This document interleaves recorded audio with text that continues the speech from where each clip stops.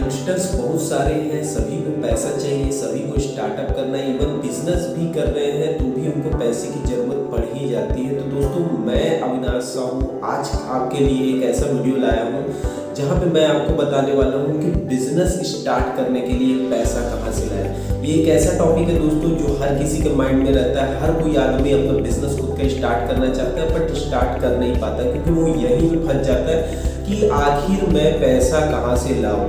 अगर वो बैंक से लोन लेता है तो उसका इंटरेस्ट देना पड़ता है, उसके बाद भी उसको मालूम नहीं रहता है, क्योंकि उसका नया बिजनेस है। जाहिर सी बात है, नया काम करोगे तो कोई भी श्योर नहीं रहता है कि पैसा आएगा कि नहीं आएगा, रेवेन्यू जनरेट होगा कि नहीं होगा, क्योंकि वो उसके लिए नया है। लेकिन अगर आप अपना स्टार्टअप स्टार्ट कर रहे हैं या फिर अपना कोई बिजनेस स्टार्ट कर रहे हैं और उसके लिए आपको अगर पैसे चाहिए तो वो कहाँ से लाया जाए, तो उसके लिए मैं आपको आज वो 5 टॉपिक देने वाला हूँ जिसके थ्रू आपको समझ पाया जाएगा कि कैसे आप अपने बिजनेस के लिए फंड्स रेज कर सकते हैं, वो भी बिना किसी इन्वेस्टर के। और ये इन्वेस्टर किस टाइप के होते हैं ये भी मैं आपको बताऊंगा, तो वीडियो में लास्ट तक बने रहिएगा दोस्तों। अगर आप चैनल में नए हैं तो चैनल को सब्सक्राइब जरूर कर दीजिएगा। इसमें पहला पॉइंट की ओर आते हैं फ्रेंड्स एंड फैमिली।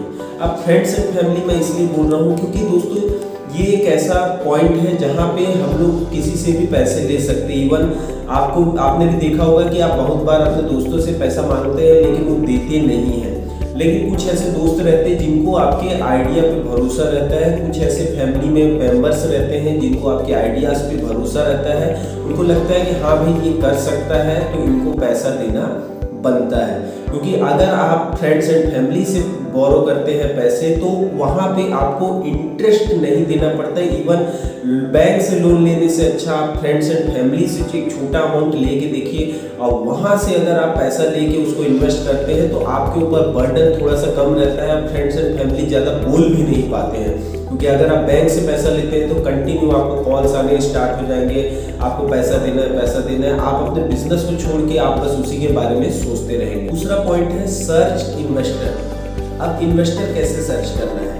इन्वेस्टर देखिए दोस्तों, आपके घर के आसपास में बहुत सारे ऐसे लोग रहते हैं जो अपना बिजनेस करते रहते हैं, तो उनसे एक बार आपको जरूर बात करना है। आपको अपना आइडिया बताना है कि हाँ भाई ये मेरा आइडिया है और इसके थ्रू मैं काम करना चाहता हूँ। क्योंकि बहुत सारे लोग लाखों करोड़ों में अर्निंग करते रहते हैं और वो भी देखते रहते हैं कौन सा नया बिजनेस में मैं पैसा डाल दूं जहां से मेरा बिजनेस बढ़ जाए, जहां से उसको अच्छी खासी रेवेन्यू आने लग जाए, जहां से उसको पैसे आने लग जाए। तो इन्वेस्टर यही सब सोच के आपके अंदर में पैसा डालता है। तो एक बार जरूर देखिएगा कि आपके आसपास में कितने सारे लोग हैं, क्योंकि ये सब मैं हवाई बात नहीं कर रहा हूँ, मैंने ये सब किया हुआ है। इसी कारण से मैं ये बात कर रहा हूँ कि कैसे आप इन्वेस्टर खोज के आप अर्निंग कर सकते हैं। क्योंकि मैंने भी 2 इन्वेस्टर खोजा था अपने लिए, जिसमें एक 50,000 इन्वेस्ट किया था, एक 3 लाख के आसपास इन्वेस्ट किया हुआ था, और आगे भी इन्वेस्ट करने वाले थे, लेकिन मैंने उनको बिजनेस सौंप दिया, बोलो इन्वेस्ट करो चलाओ आप ही।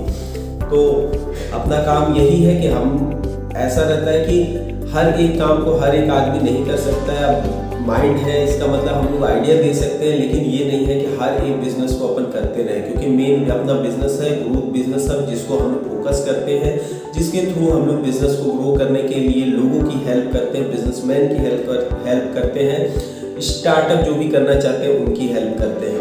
एंड थर्ड पॉइंट है collab with all type of same businesses.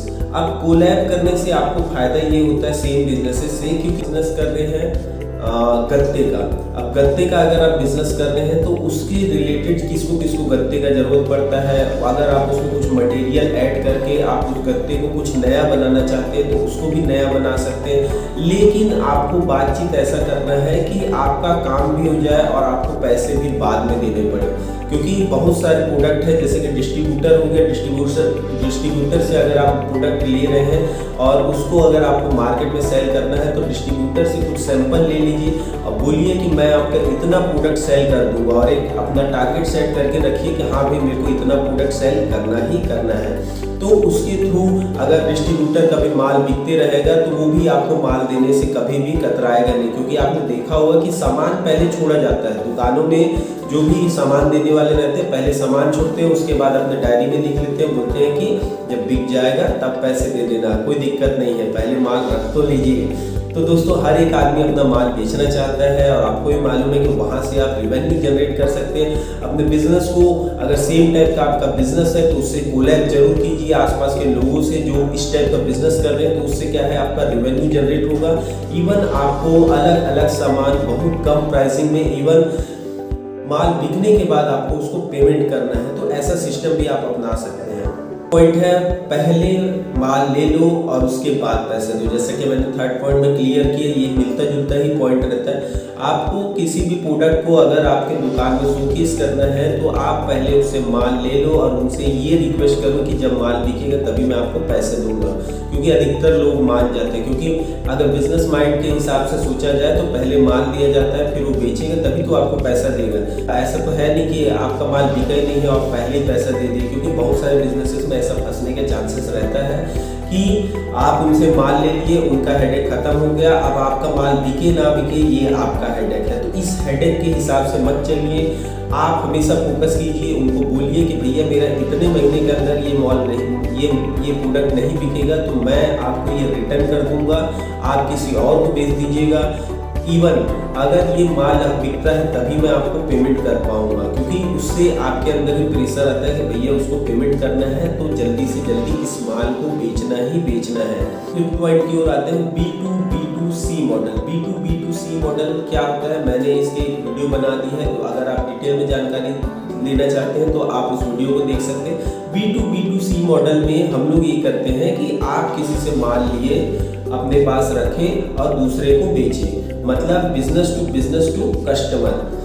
आप इससे माल लिए फिर अपने पास रखें फिर इसको बेचें, तो ये मॉडल भी बहुत ज़्यादा चलता है और इसके थ्रू भी आप अपने बिजनेस को कंटिन्यू ग्रो कर सकते हैं। क्योंकि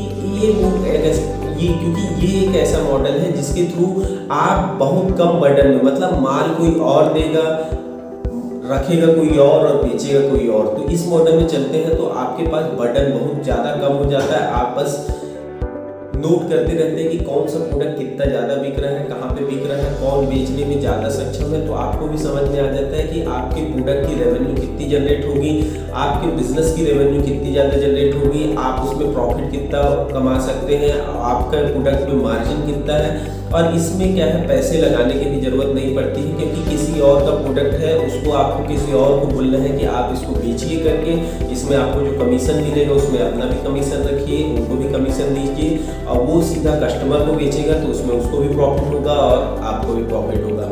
दोस्तों आज के ये वीडियो कैसा लगा मुझे नीचे कमेंट में जरूर बताइएगा। अगर आपको वीडियो पसंद आया हो तो वीडियो को लाइक और चैनल को सब्सक्राइब जरूर कर दीजिएगा। और हाँ दोस्तों, अगर आप एक बिजनेसमैन हैं और डेली कुछ टिप्स लेना चाहते हैं, डेली मैं बिजनेस के बारे में कुछ ना कुछ वीडियोस वगैरह बनाते रहता हूँ, तो उसके थ्रू भी आप फ्री ऑफ कॉस्ट टिप्स ले सकते हैं, जिसके लिए आपको फेसबुक का group growth business hub join कर सकते हैं, जिसका लिंक मैंने नीचे दिया हुआ है।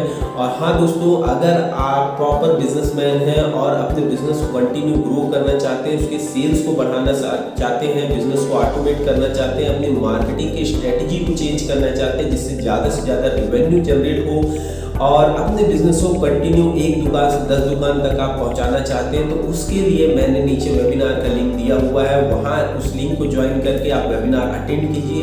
वहां पे डीप नॉलेज दिया जाता है कि कैसे आप अपने बिजनेस को ग्रो कर सकते हैं। वीडियो कैसा लगा मुझे नीचे कमेंट में जरूर बताइएगा। तब तक के लिए बाय बाय।